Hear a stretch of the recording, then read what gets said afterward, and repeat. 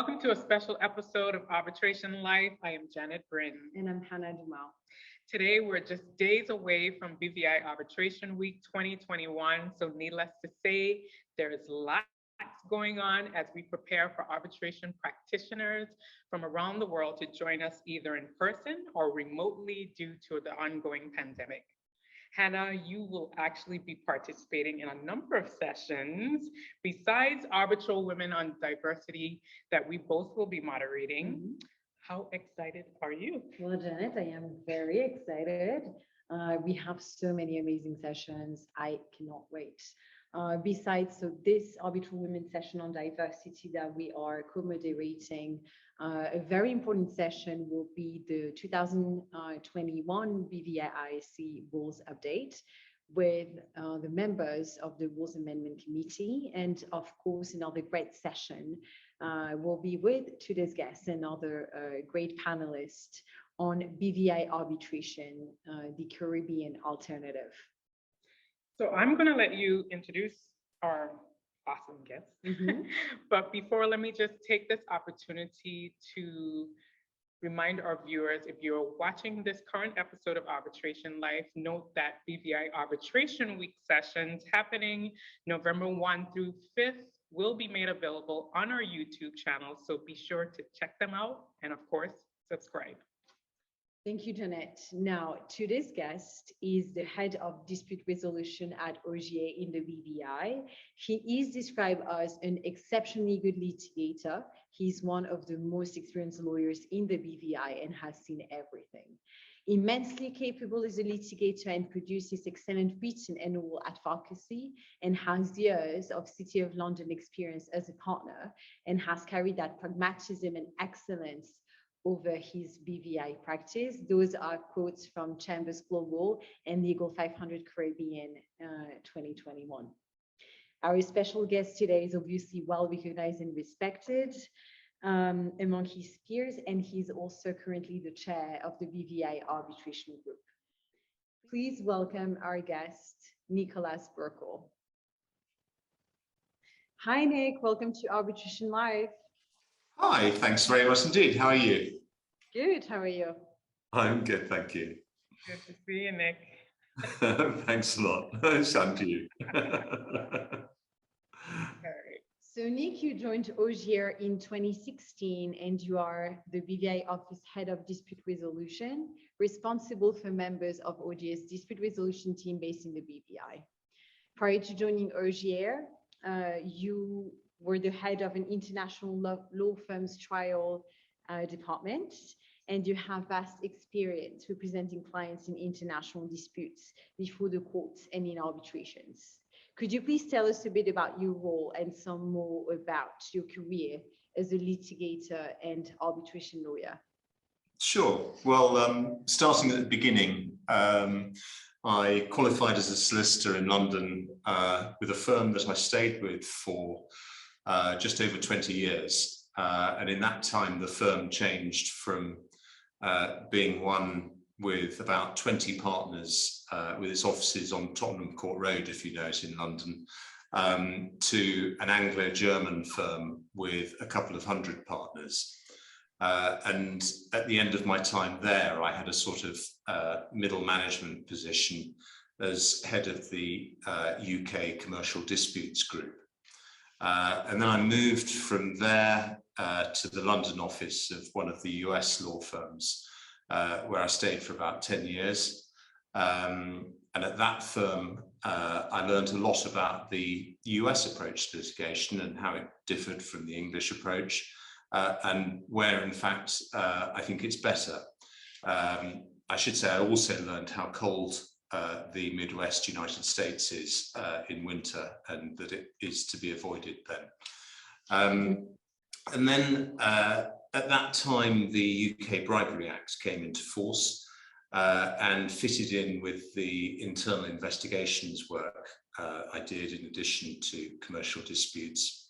And so I worked with a DC-based partner to put together a firm-wide anti-corruption group, which we both then co-chaired. And in addition, I served as the London head of trial, which also covered the arbitration work. And in fact, last month when I was in London, I bumped into a partner in one of the London firms who was obviously still smarting from an arbitration I'd worked on with one of my California partners at the time. But then 5 years ago, this month, in fact, I joined Ogier in the BVI. And actually, leaving aside the internal investigations work I'd been doing in the UK, the BVI caseload is almost exactly what I've been doing throughout my career. And so for me, it was an easy progression. And in the last 5 years, we've obviously had a couple of challenges in the form of Hurricane Irma and COVID. But it's extraordinary how we've developed the Ogier BVI disputes group in that time. And this genuinely isn't false modesty, and it genuinely isn't down to me, that development. But it's extraordinary how we've not just grown by a multiple in that time, but the work has grown by a similar amount and is great quality. And what's more, we still maintain a good work-life balance and are continuing to grow. And so that takes me through the last couple of years up to the present day. Wonderful. Thank you so much, Nick. So what would you say is your favorite thing about practicing as a litigator and an arbitration lawyer in the BVI, and also about living in the BVI? Janette, that's easy. We have fantastic disputes involving complex issues. I work with great people in Ogier, and I work with great friends in onshore law firms, and that coupled with living in a stunning place with a relaxed lifestyle outside work, I should say, all makes for a really good combination. Mm-hmm. I love that you said fantastic. It is. I think we're going to start with the lifestyle and the beaches, not the disputes, but that's good to know. Nick, now, what would you say are the advantages of choosing the BVI as the seat of arbitration? Well, that's also really easy to answer. And the reason for that is that we have a briefing note on precisely that question in the arbitration group section of the Arbitration Centre website. People really should go and have a look at that. It's a great two-pager or whatever. But some of the points that we identify on that are we have a modern UNCITRAL-based statute and rules. BVI court proceedings relating to arbitrations are closed and confidential as a result of the BVI statute. We have a great commercial court that respects the arbitration process and which is part of a reliable and stable British overseas territory. We've got an experienced commercial bar, as well as a great roster of arbitrators on the BVI panel. The parties have a complete choice of arbitrators for in-person proceedings. The BVI is well placed geographically as a neutral venue. And actually, as people can see, the centre itself is a fantastic facility. And I should say, finally, in normal non-COVID times, people do just love coming here. Very true. So you are the chair of BVI Arbitration Group. Could you tell us more about what led to its creation and what does the BVI Arbitration Group do? And of course, why should we encourage our viewers to join? Sure, there's a couple of questions there, but let me start at the beginning. Yeah. So it started in, I think, spring 2017 with me having a coffee with Francois Lassalle, who's the, as you know, the CEO of the centre. And my thinking was this: we have a great commercial court in the BVI, which does a great job of dealing with the disputes that come before it. But it struck me that promoting BVI arbitration would open up the BVI service to a whole load of new people and disputes, and would complement the work that the commercial court does. So although developing arbitration in the BVI is not a short-term project, it's something that will produce real benefits for people who will get their disputes dealt with in a new and great environment, and for the BVI, obviously, as new business is attracted to it. And so the idea of the BVI Arbitration Group was to bring together professionals, both in the BVI and around the world, who are interested in promoting BVI arbitration, and for the group to work in conjunction with the BVI IAC. Having got to that stage, the next step was for me to sound out some enthusiasts in the BVI willing to serve on a committee and start the group up. And we did that in 2017. And along with a lot of other things and people, we had an enforced pause caused by Hurricane Irma on the 6th of September that year. We then got back onto it in 2018, because a lot of people had moved away from the BVI for a few months. So that's how it started up. And then you ask me why we should encourage people to join the group. And there are a lot of good things about it. One is that it provides a vehicle for the BVI arbitration community to meet up. And I say that not because I enjoy having a drink with people here, which I do, but because it's good to promote the feeling of community, and it provides a great environment for people across the group to come up with ideas as to how we might promote BVI arbitration with learning and promotion opportunities. And I still remember the first drinks that we had in the arbitration centre after people had returned to the BVI after Irma, and also a large art auction and drinks event. And those were, you know, really, really successful events at bringing people together. We obviously haven't been able to have events like that during COVID, but I really do hope that we can get them starting again as soon as we're able. In the meantime, you know, like the rest of the world, we've got used to the idea of Zoom, both for committee meetings and for webinars. And those webinars we've put on successfully and drawn in, you know, is one of the few good things about COVID. We've been able to draw in international audiences as well as BVI-based audiences using that medium.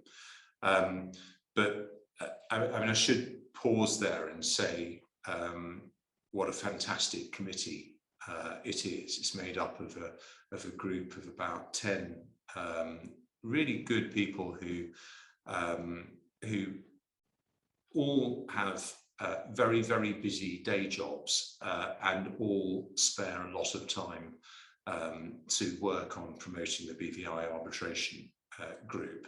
And it's really a lot of its success and development so far has been down to that group of people. But going back to the Zoom sessions, obviously one of the things that's on the top of my mind at the moment is the very first session of BVI Arbitration Week on the 1st of November, where the group is putting on a panel. Hana, you're smiling. Essentially on the advantages of BVI arbitration. Hana was smiling because she and I are doing that together. and because we've been lucky enough to get a fantastic group of QCs to do that with us, Dancia Penn, Toby Landau and Annalisa Day. And it just shows how the arbitration group reaches both the BVI and across the world. So people should join the group. We get people to work together promoting BVI arbitration.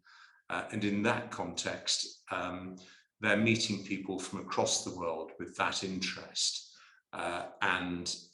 So it provides opportunities for developing themselves and their work. It's a great organisation. Agreed. I sold it to you. Sold. I mean, I'm already in it, but sold. And Nick, now, what would you say is the biggest challenge that you had to face in your career? That was quite hard because there are all sorts of different challenges that you face in the course of a career. But I still remember my first freezing order application. And I was given to do that as a one-year qualified solicitor and told to work with just a junior barrister. And we ended up, so this was my first freezing order application, and the barrister had this brilliant idea of applying for 5 freezing orders at the same time. And I can still remember how tired I was after a series of all-nighters. And I can still remember looking in the boardroom where we had this huge table covered in paper, when we had about 2 hours in which to file the papers for the application. That was a challenge. I can imagine, yeah. So what would you say so far is the biggest achievement in your career? Okay, so probably fewer of those, but on the basis that people are judged by their latest results, Right. I would say that our win for Iso Capital against Nam Thai after an expedited trial in the commercial court, which finished with judgment in March this year, which was just 6 months after we started proceedings, and an expedited appeal to the Court of Appeal, where judgment was delivered earlier this month. That's been a big result, and it's been a big result not just for Iso's team working on that, but it's also, I think, a big result for the BVI because the case has ramifications for the BVI's reputation in the New York stock market, where Nam Thai's shares are listed. And the real point is that the BVI needs to provide effective protection for shareholders in BVI companies in order to give foreign investors confidence. And that case has been showing just that. And that's the main reason actually why I'm so proud of it, because it really showcases the BVI as a jurisdiction. All right. Thank you. Yeah, very true. And congratulations on that case. Thank you. There's more to go. Yeah, I'm sure. So now, Nick, what is the most important piece of advice that you received in your career? I think possibly the most comforting thing that someone said to me in a sort of odd, backhanded way was the day I qualified as a solicitor, and one of the partners came in and told me that just because I'd qualified, he didn't expect me to know anything. And he was actually being kind, because he was saying to me, you know, we expect you to be asking questions still. And that was actually very helpful at the time. And I guess as I've got older, I've translated that into a reminder that I absolutely don't know everything. And I always need to check and never to make assumptions. Thank you for this. It's a great advice. And I think the way they say it is actually quite funny. You know, yeah, you qualified, like you can practice, but obviously you don't know everything. And it's true when you started. I was quite in awe of that guy at the time. And so it was quite a it was quite a scary thing for him to say. Yeah, no. I remember even like being more like junior and it's true that sometimes we have also issue of communications with colleagues and more senior people, because sometimes they just assume that more junior people know. So this is, I guess, a recurrent problem. So it's really good that you mentioned it, and it's a great advice. Yeah, and actually, I remember the first couple of years of being qualified as being some of the most stressful, because suddenly, you know, despite what that partner was saying to me, people were taking me more seriously than they used to, and I had more responsibility. And it was good to remember that I didn't actually have to deal with that responsibility by myself. I could actually go and ask someone. Absolutely, teamwork. Well, definitely. Yeah. So to follow up on Hannah's question, what pieces of advice would you give to students and young lawyers who are thinking of pursuing a career as a litigator and arbitration lawyer? I'm probably not the right person to give advice to people like that, but one thing that actually I've learned from others, I think, is that you should always be doing what you're doing because you've regularly reviewed what you want, and so you've chosen to be where you're doing what you're doing. Rather than you're still doing it because you didn't check in with yourself and where you're heading and what you want to do. So have sort of regular check-ins with yourself is one piece of advice anyway. Yeah, I love that. I believe in self-check-ins all the time.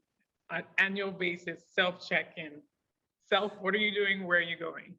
Yeah, well, it's very healthy to do, and I suspect that new people coming in are better at doing that than people of my generation who just sort of decided they wanted to do something and got on with it and didn't really look back, whereas they should have done. All right. So Nick, I believe we're at the end of our interview, but we cannot let you go without doing our sort of traditional bonus questions. Excellent. I know you're a busy partner and all, but I'm hoping you make time for Netflix. So we need to know, what team are you on as it relates to all the popular legal shows on Netflix? So am I feeling, let's see, Hannah, I don't know. Do you? Oh no! So the no, I've Get Away with Murder. I have watched some, but probably. I mean, I finished watching it now, sadly, because it's finished. But Black Sails is an old favourite, which is an obvious one for out here, isn't it? Which one? Black Sails. It's all about pirates in the Caribbean. Ah. You should watch it. There's about 5 series. Great. All right. Thank you. Gosh. So you make time for Netflix. I love it. Good. Absolutely. So I'm also going to take this opportunity not only to just thank you, but for being here with us today, but also thank you for all your hard work in the ARB group, BVI Arbitration Group, and of course our upcoming conference. I guess it goes without saying, we all appreciate your support with all of this. Well, thank you, Nick. It's great working with you guys and with the centre. Thank you very much indeed. Yes. And a shameless plug to Ogier, of course, a big partner on arbitration. Just that. All right. Thank you so much, Nick. Yeah. Great. Thanks a lot. Today, Nick. Many thanks to Nicholas Burkill for taking time out of his busy schedule to talk to us here on Arbitration Life. For more Arbitration Life, please be sure to hit the subscribe button, plus follow us on LinkedIn, Twitter, Instagram, and Facebook at Arbitration Life.